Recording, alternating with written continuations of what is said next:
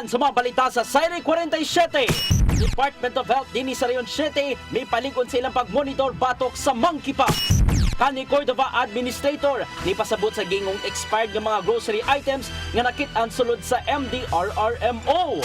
The 453rd anniversary of the province of Cebu open. Kapitolyo, may bukas na sa ilang mga kalihukan sa ika-453 nga founding anniversary. Sakyanan sa PhilHealth, nakaligis patay sa saka driver sa e-bike. Sugbo, Kabisayan ug Mindanao, Pilipinas ug katawhan kutos maabot sa tong Sibya sa tibuok kalibutan mayong hapon. Live kita karon sa CCTN Channel 47 ug kini ang tulumanon sa nagunang kasayuran nga angay natong masayran. Ako si Dennis Tabar. Tulumanon sa patas nga mga balita ug opinyon. Ako si Danica Caballes. Kini ang Saire 47.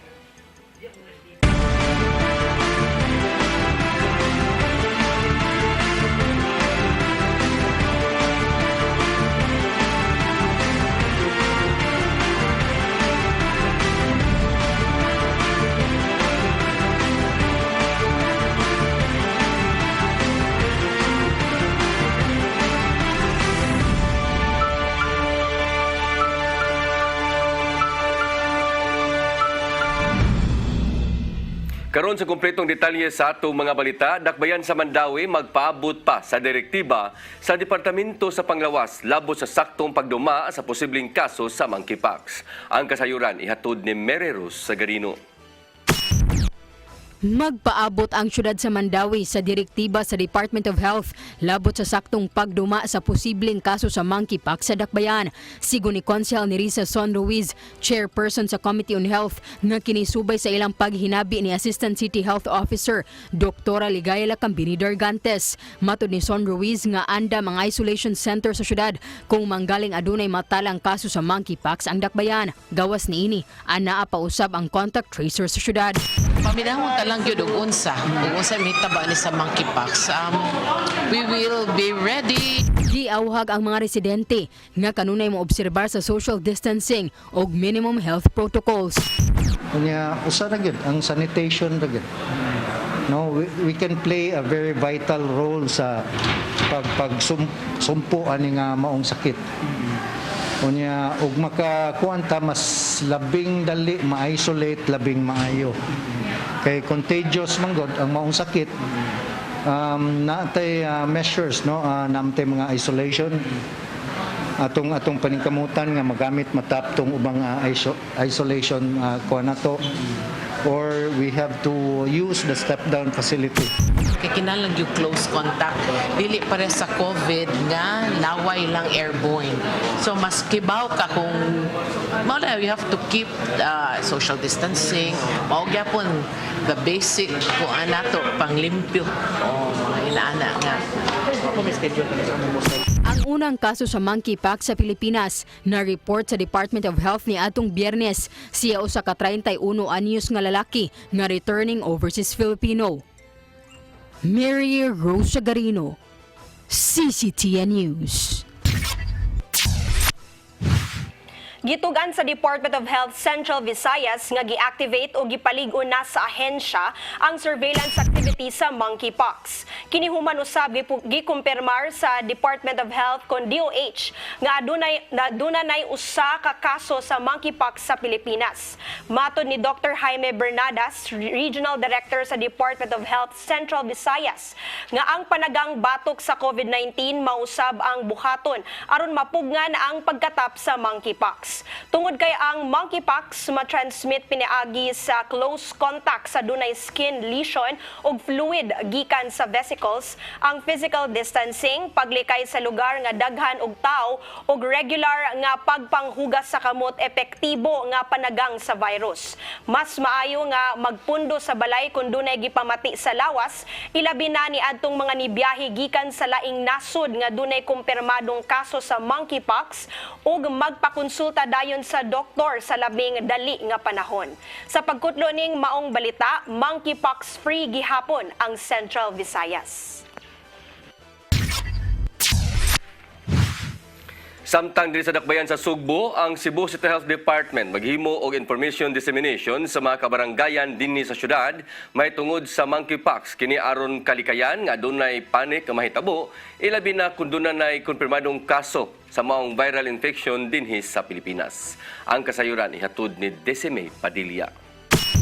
Aron dili magpanik ang mga tao, ang Cebu City Government pinaagi sa Cebu City Health Department nagpahigay ng information dissemination ingon man pag-edukar sa katawhan sa syudad sa Sugbo kung unsa gyud kining monkeypox. Kay nungduman sa miaging semana ang Department of Health ni kumpirmar nga dunay kaso sa monkeypox sa Pilipinas. Sigon ni Dr. Jeffrey Ibones, pangulo sa Cebu City Health Department, ang Emergency Operations Center Cebu City dunay meeting sa tanang barangay sa syudad ingon man sa ilahang buhatan aron pag-edukar sa mga barangay officials ingon man sa mga constituents niini sa monkeypox aron dili mga hadlok.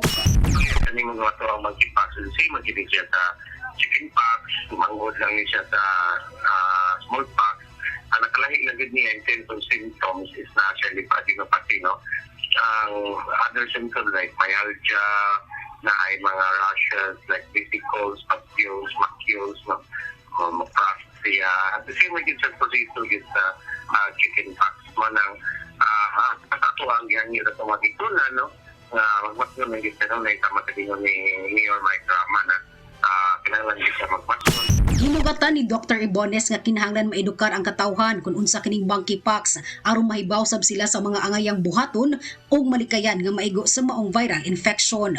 Kung pananglitan doon nagipamati sa lawas sama sa hilanat, Russia, suguban pa, si Dr. Ibones miauhag nga moduol dayon sa mga tambalanan o ka-health centers aron matanaw dayon. Nagpanik na ako na pero I think wala pa mo kayo ng ganun kaya mga tao in fact nagkakaya po magsuloy-suloy, nagkakaya po maglaag, no?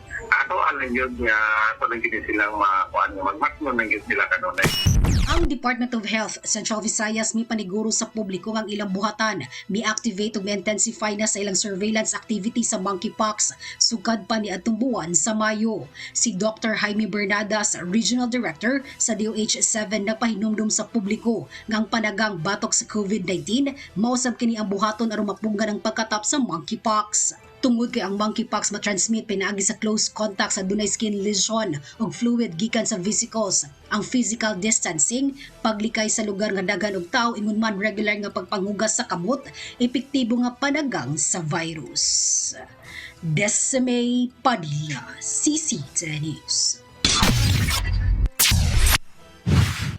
Pagtugot na sa 18 anyos ngadto sa 49 anyos nga dunay comorbidities, ingon man sa 50 anyos pataas alang sa second booster shot sa COVID-19 vaccine, dako og natabang aron mosaka ang ihap sa mga nagpa-booster shot sa syudad sa Sugbo, kini sigon pa sa Cebu City Health Department. Ang kasayuran nihatod pagbalik ni Desime Padilla. Gihulagway ni Dr. Jeffrey Ibones, pangulo sa Cebu City Health Department, nga dako ginugtabang nga misaka ang ihap sa mga nagpa-booster shot karon nga giapil ng 18 anyos ngadto sa 49 anyos nga dunay comorbidities ingon man 50 anyos pataas. Kahinumduman nga sa miaging semana ang Cebu City Health Department nagsugod na sa pag-administer sa second booster shot sa 18 years old ngadto sa 49 years old nga dunay comorbidities ingon man sa 50 years old pataas. Sigon ni Dr. Jeffrey Ibones nga kaniadto dihang wala pag-iapil ang maong mga age bracket na alang sa 200 kada adlaw ang magpa-booster shot apan karon niabot na kini og kapin 400. Masaligon sab si Ibones nga musaka pa kini ilabi na nga dili pa lang sab sila dugay nga nagsugod sa ilang pagdawat sa second booster shot sa mga fixed vaccination site sama sa Robinsons Galleria, SMC Side City Cebu, SM City Cebu, Ayala Center Cebu. Ang hindi siya kay Leopay man. Daghan man sa mga 50 na bang nga ni kagagaran na nila po na may comorbidities niya. Nasa 18 to 49 nga natin mga comorbidities, no? Apil na sa nila. Panang size, in fact, ito asang nasusap na ko na vaccine sa tilaan na except lang sa mga immunocompromised kay depende man sa ilang status. Samtang gipahibaw sa Dr. Ibones nga nagpadayon ng ilahang pagpamakuna sa mga eskwelahan, pinaagi sa pakig-alayon sa Department of Education Cebu City Division isip pagpangandam sa maabot nga face-to-face classes. May tungod sab sa mga healthcare workers nga nakadawat ng booster shot sa COVID-19 vaccine. Si Dr. Ibones miasoy nga ilahang ihanay ang ilahang detalye kay dunay uban nga nagtrabaho sa Cebu City apan dili taga syudad sa Subo. Nga dili sa siya kani mandatory ano sa siya mga kanamang may pusan na iba.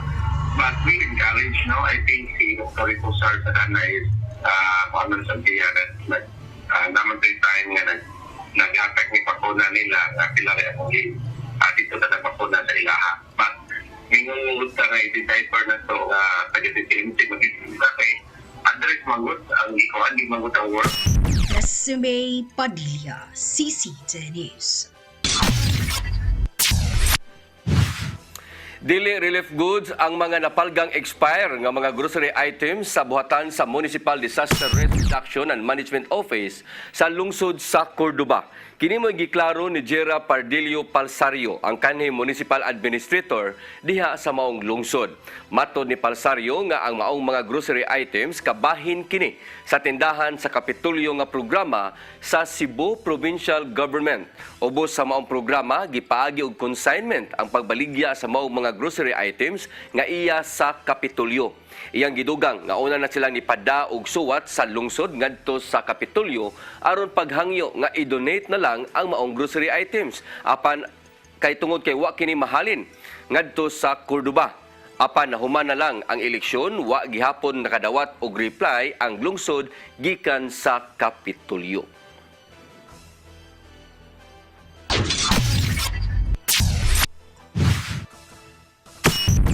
Musunod, Kapitolyo mibukas sa ilang mga kalihukan sa ika-453 nga founding anniversary. Kana uguban pa mga balita sa pagbalik sa Serie 47.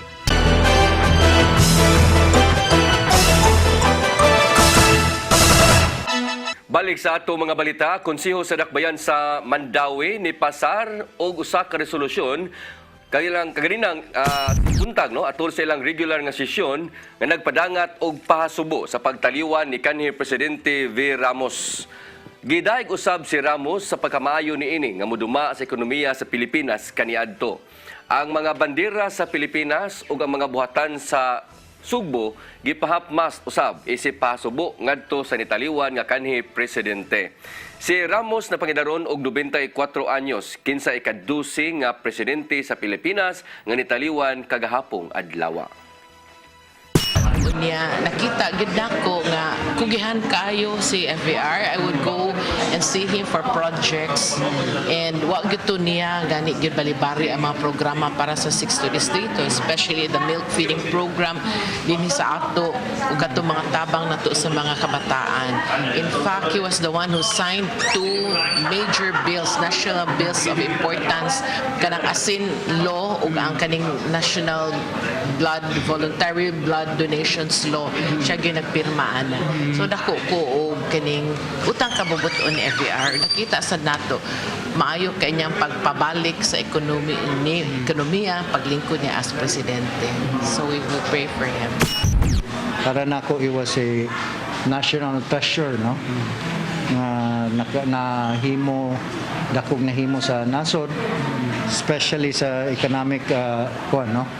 Si FBR daghan kay nahimo nga katong gi-open niya ang ubang kuan sa competition sa kay once dunay competition it will definitely makapaubos gyud sa presyo, no?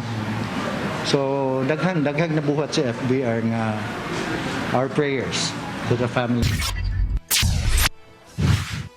Mipasalig si Mandawi City Mayor Jonas Cortez sa mga nasunugan sa Barangay Subang Dako nga adunay mahuwat nga financial assistance. Matod ni Cortez nga ila nang naapod-apod ang mga food packs o relief goods ngadto sa mga biktima. Makipagtigom usab siya kang Kapitan Ernie Manatad aron tukion kung makagamit pa ba ang mga nasunugan ug makatukod og panimay sa maong luna kinsang gipanag-iya sa usa ka pribadong individual. Ang sunog ni Igo sa Eusebio compound sa sa Dalan Hernan Cortez sa Barangay Subang Dako udto ni adtong Sabado diin ni ugdaw sa 13 ka Panimay. No nga gikan tas pandemic, unya nasundan og audit nya karon nasunugan sa ning pamilya. So angayan na sa dog nga makatarungan non nga ato lang taga-agi gayon. Panaghiusa alang sa kalambuan sa Sugbo, usa sa mga gipalanog nga mensahe ning pagbukas sa mga kalihukan sa ika-500 kung 453 nga founding anniversary sa probinsya sa Sugbo. Alang ni Gobernador Gwendolyn Garcia, nabalik na ang naandang kalagsik sa Sugbo human sa gisagubang nga coronavirus crisis. Ang kasayuran ihatod ni Gian Navarro.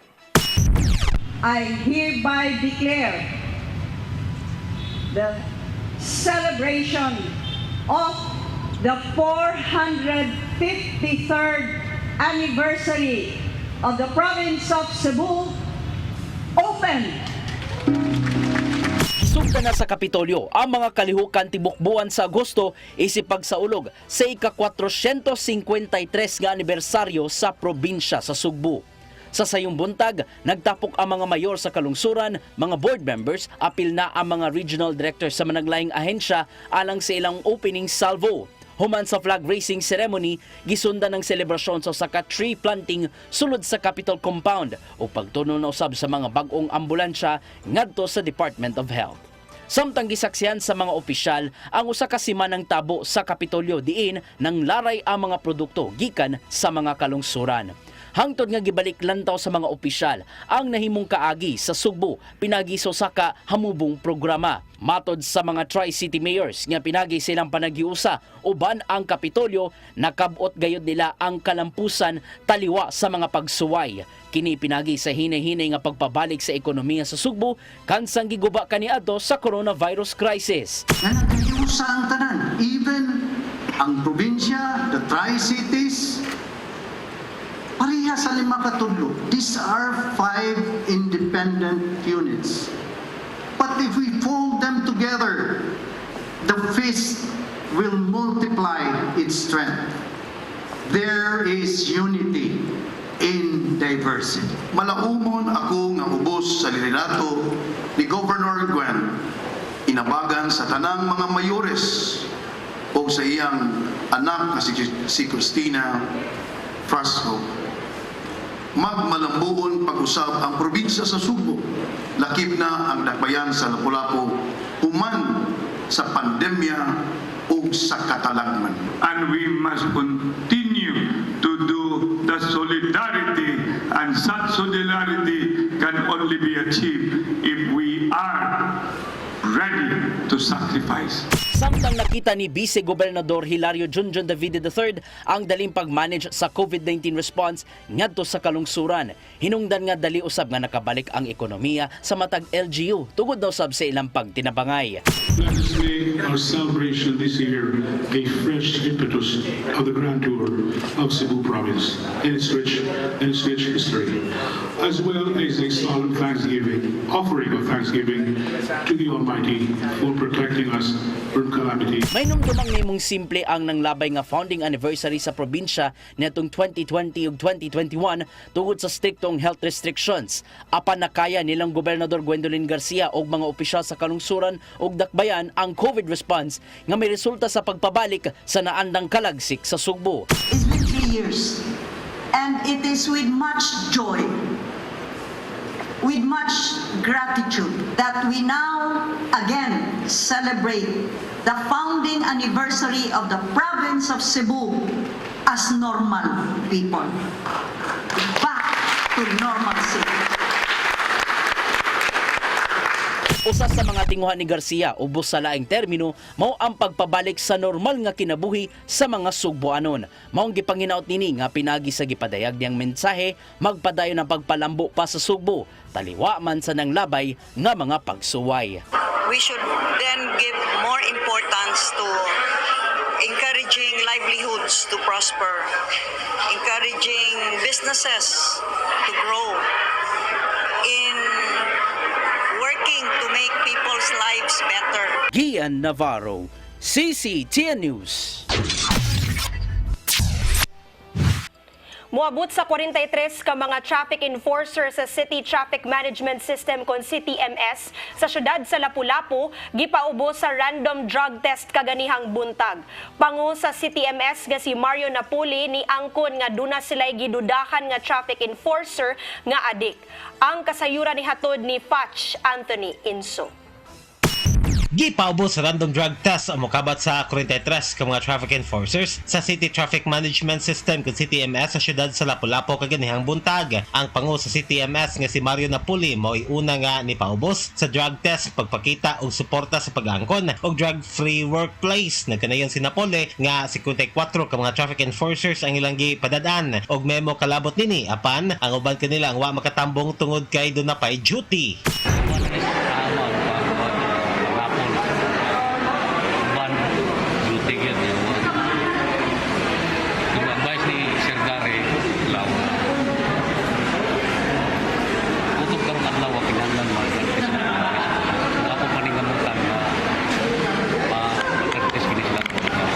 Giangkon nasab ni Napoli nga doon na sila gidadahan nga mga traffic enforcers nga mogamit og ginadiling drogas. Ang pangusab sa City of Lapu-Lapu Office for Substance Abuse Prevention kung close-up nga si Garilao mitugan nasab nga doon na siya na dawat nga mga report kabahin sa mga traffic enforcers sa CTMS nga mogamit og drogas hinungdan sa ilang pagpahigayon sa drug test. Gipasabot asab nilaw nga ang ilang pagpahigayon sa drug test wa magtinguha sa pagdakop nito mga kawani sa City Hall nga mogamit og drogas apan aron isilsil ang kaimportansya sa ilang trabaho o garon dili kinidila usikan. Atong ipasabot sa ilaha ay as to the question na abat kay gidudahan sa TMS na nagamitan, the answer is yes. Natin na dawat nga report, natin na dawat message from a concerned citizen na nag-message na to, and at the same time mga sbangas na to sa City Hall ay nagpumungkod na to na ay mga CTMS, mga enforcers, uban, na ako na nagamitan. And in response to all the messages and information na ato nadawat, we take it seriously mauna after the flood release that is ayun. Patch Anthony Inso, CC Tianus. Samtang close-up ni himo og revalidation sa mga drug-cleared barangay sa Dakbayan sa Lapu-Lapu. Kinaron pagsusik kung namintinar ba nila ang maong mga estado. Ang kasayuran ihatod pagbalik ni Patch Anthony Inso. Nihimog revalidation ng City of Lapu-Lapu Office for Substance Abuse Prevention kung close-up sa mga drug-cleared barangays niini. Kini magitugan ni Garilao, pangu sa close-up, kagahapon ng close-up ni Himo o surprise drug test sa 49 ka mga kawani o opisyalis sa Barangay Kahoy. Nga una nang gideklarar nga drug-cleared barangay nitong Disyembre sa miaging tuig. Wahinoy nagpositibo sa mga naasoy nga mga kawani. We katungtanan nga nag-barangays nato nga na-drug cleared, atong ipa-undergo o drug test, surprise drug test. And at the same time, na-drug symposium sa mga empleyado together with the CBDRT. 49 of them, and salamat ta all the 49 were positive. All of them Detong Hulyo 20 ni himo sa bukinalit nga drug test ang close-up sa Barangay Tungasan. Gawa sa drug test, lakip nga gipahigayon ang drug symposium sa mga naasoy nga barangay. So that's every now and then ang atong evaluation with validation sa mga barangays na drug cleared. So together with the PDEA, PNP sa Station 1 sa Olango and our office. Gawa sa Kauoy ug Tungasan, lakip nga gideklarar nga drug-cleared barangay mao ang Tinggo, Baring, Subabasbas ug Sabang. Samtang nagpabilin nga drug-free ang Barangay Kauhagan. Patch Anthony Inso, CC Tianus. Musunod, sakyanan sa PhilHealth nakalagis patay sa usa ka e-bike driver. Kana og uban pa mga balita sa pagbalik sa Sayre 47.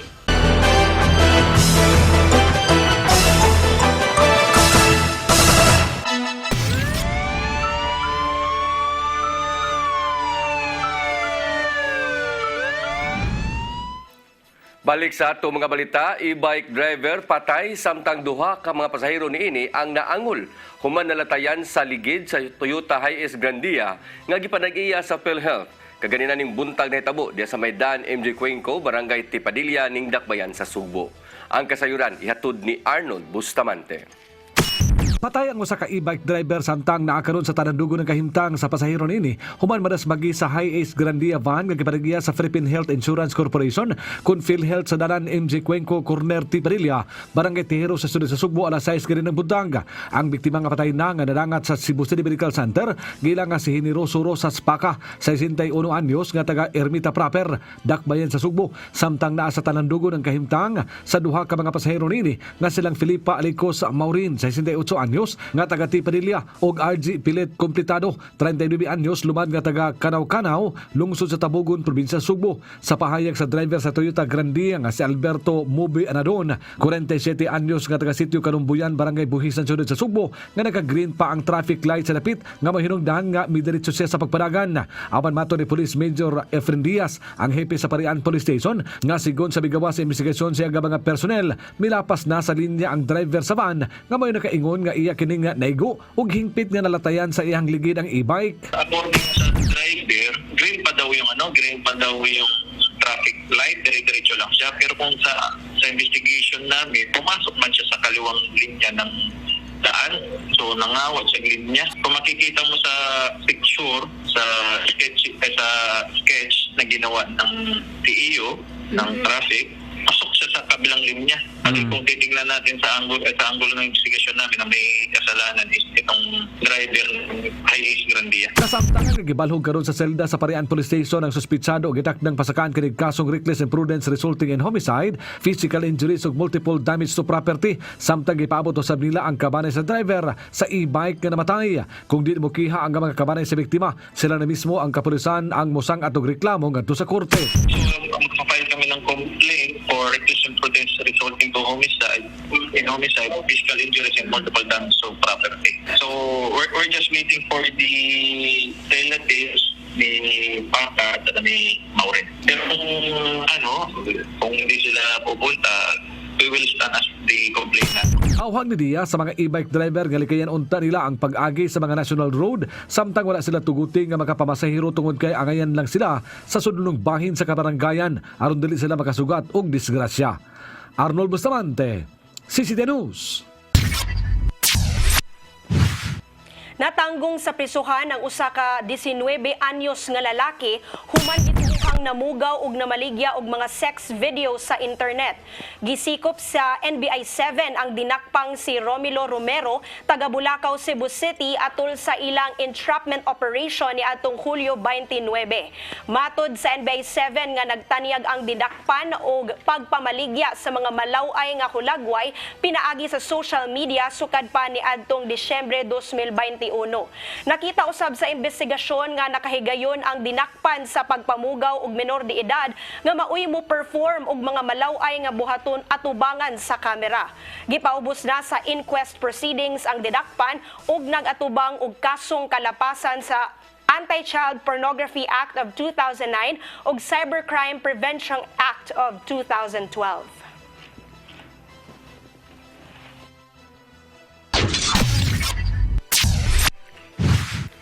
Duha ka notadong tulisan nga nagmotorsiklo nga nangigo sa mga manimbahay diya sa may General Maximum Avenue, siyudad sa Sugbo, nadakpan sa PNP uban sa mga barangay tanod di adtong miaging simana. Ang duha nga nagpuyo sa barangay Yate, lungsod sa Liloan, nga giilalang sa alias nga Binsyo, 23 anyos, samtang ang usa taga Lama Konsolasyon, probinsya sa Sugbo, nga dunay alias nga Jongjong, 26 anyos. Matod ni Police Major Nolan Tagsip, ang hipi sa Abiliana Police Station, nga samtang nagrubing ang iyang mga personnel sa managlahing dapit, nasugatan nila sa Maydan Ramos ang usa ka babae, uban ang iyang manghod nga taga Barangay Luriga, nga mitug-an nga gituli sila sa duha ka lalaki nga nagsakay og motorsiklo. Dali nila kining gigukod og ilang naabsan diya na sa may Barangay Kugon Ramos.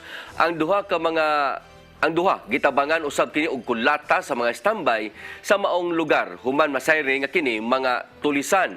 Nabawi gikan sa duha ang bag sa biktima nga dunay sud nga cellular phone nga mokantidad og 10,000 pesos ingon man mga personal nga mga gamit. Ang modus sa duha magbahas-bahas sa mga ngit-ngit nga lugar diya sa may Dan Ramos o sa may General Maxilom Avenue. Kapulisan sa Dakbayan sa Sugbo mihangop sa pagkatudlo sa bag-o nila nga Pangulo nga si Police Lieutenant General Rodolfo Azorin Jr. Human mipili na si Presidente Ferdinand Marcos Jr. Si Azorin lumad nga Ilocano sama sa Presidente. Ang kasayuran ni hatod ni Arnold Bustamante.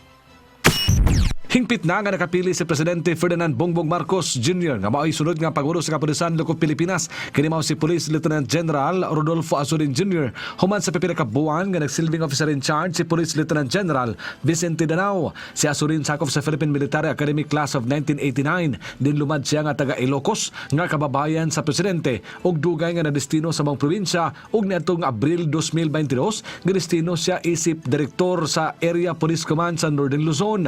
Sa mga pagkatudlo gihangop kini sa Kapulisan sa Dakbayan sa Sugbo dungan sa pasalig ay ang suportahan ang tanang mga programa niini alang sa kalambuan sa hotong sa Kapulisan.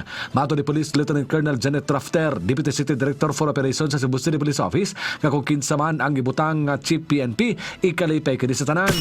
Tanang namuno sa ato ang sa ato ang organisasyon ilabinagid sa PNP, kami ang Cebu City led by as under the leadership of our City Director Police Colonel Ernesto Salvador Tagle. We will give our whole 100% support kung kinsa man gani ang nabutang diha sa manguna sa atong organisasyon o karon si Police General Rodolfo.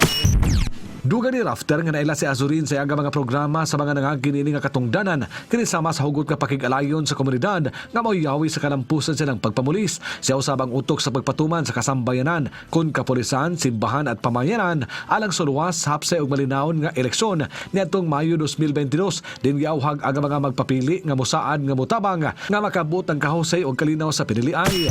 Atong nakita gyud kung unsa nakita man pud ninyo kung unsa gyud siya ka accommodating o unsa gusto niya murag gusto niya pod nga kanang involvement gyud sa komunidad sa pagpahapsay og sa pagpahapsay og kalinaw sa ato ang lugar.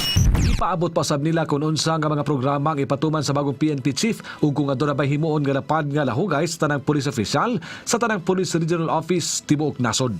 Arnold Bustamante, CCTV News. Makabilin o gandumanan gikan sa rena sa pelikulang Bisaya nga si Gloria Sevilla gihandom pinagi sa usa ka tribute. Ang kasayuran ihatod ni Gian Navarro. Napuno sa mga maayong handumanan ug positibong panglantaw ang gipahigayong tribute kang Gloria Sevilla kagahapon sa usa ka mall sa Dakbayan sa Sugbo. Gibalik lantaw sa mga dagkong opisyal sa Dakbayan, higala, artista ug mga fans sa maong aktres ang mga salida ug mga maayong buhat ni Sevilla. Gisugda na mong kasaulugan pinagi sa pagpasalida sa pelikulang Paladta ang nagbuot nga gidirehe ni Dandin Ranillo, usa sa mga anak ni Sevilla nga apil usab sa main casts. Sa nasayran, mula pa sa 200 ka mga salida sa sinehan ug telebisyon, di na himong bida ang lumad nga taga Cebu nga si Sevilla. Kining makita ninyo sa atong gallery, tipik lang na sa mga salidang gibidahan ni Gloria Sevilla. Sukad nga nagsugod kini siya pagka-artista niadtong dekada 50. Nasayod ba kamo nga usa sa iya day mga damgo mao nga mailhan tibok kalibutan ang mga pelikulang binisaya. Maong giila siya sa showbiz industry isip Queen of Visayan movies. Gidawat sa pamilyang Ranillo ang mga resolusyong naaprubahan sa Cebu nga Municipal Council, Cebu Provincial Board ug Cebu City Council. Kini isipag ila sa nimong kontribusyon sa Bisayang aktres sa natad sa showbiz, ingon man ang pagtunol sa ilang kinasingkasing nga pahasubo. Human mihangop si Dandin Ranillo sa mong pag-ila, giawhag nini ang city government pagpatuman unta sa Cebu Film Development Council. Kini aron mas mapalambo pa ang filmmaking industry dinhi sa Sugbo nga mailhan usab sa tibuok kalibutan. I already talked to the President of FAMAS Awards and I am proposing that next year they include a Best Actress and Best Actor Award for Visayan films. And if that happens, it will be called the Gloria Sevilla Best Actress Award. And the Matranillo Jr. Best Actor Award in the FAMAS. Na nagigayuna, formal nang gilusad ang Gloria Sevilla Foundation nga naninguhang matabangan ang mga umaabot nga filmmaker sa Sugbo ingon man maabagan usab ang mga kabus. Samtang gipanginaut usab sa laing direktor nga si Marlon Hofer nga pinaagi sa kausa sa mga foundation, mas musikat usab ang mga salidang hinimo sa Sugbo ngadto sa mga bag-ong platforms online. Essentially, that's why we are paying tribute, because we will never go to wherever we want to go if we do not look back or we do not even know our history. Apil usab sa mga mihatag og pagyukbo kini mga higala ni Gloria Sevilla nga silang Dr. Warfe Ingracia og Dulce. Human gihandom ang maayo nilang panagigalaay sa mga aktres, gipanginaut nila nga mapadayon pa sa bagong henerasyon ang kabilin nga mao ang pagpalapad sa Visayan films. May panaw naman si Glo, akong partner, nunta nga husband and wife lagi mi, mura po kurog na byudo. Byudo ang akong partner to na niunan niya. Anyway. From that time on, wa mausap ang among relationship, ang friendship, ang nga nagdugay na niya more than 40 years. Nitaliwan niya tong Abril 16 si Gloria Sevilla dito sa Estados Unidos sa edad nga 90 anyos. Apan gipanghinaot sa unom ka mga anak nilang Sevilla ug Matranillo ang pagpadayon sa gibiling legasiya sa ilang inahan. Gian Navarro, CCTN News. Lamdag, uban ni Tatay Dodong Limsua. Sa 1 Korinto 16:58 nag-ingon, Busa mga minahal kong kaigsunan, barog kamo o likon o dili matarong. Pagkugi kamo kanunay sa inyong pag-alagad sa Ginoo. Kay nasayod kamo nga ang inyong pag-alagad dili kayon makawang. Kung atong may bawaan ang rason nganong kita nag-alagad og kinsa ang atong gialagaran, kung atong masabtan nga ang atong gibuhat gisangon o gisugo sa Ginoo, makaalagad kita nga may kaisog. Puno sa kaikag, kalipay ug kanasig, ug pagrespeto sa Ginoo ug sa tao nga gipili sa Dios sa nga atong alagaran. Ang pag-alagad nga malipayon usa ka larawan sa pagsalig ug pagtuo sa Ginoo.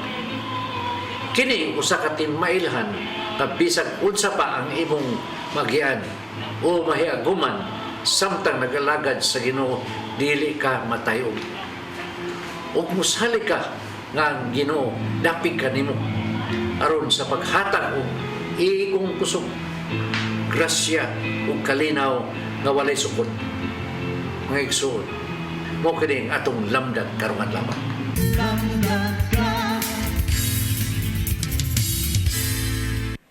Mo kato naglangkob sa atong mga balita sa Sayri 47. Ako si Dennis Tabar. Ako si Danica Cabales. Hangtod ugma sa inyong paboritong tulumanon.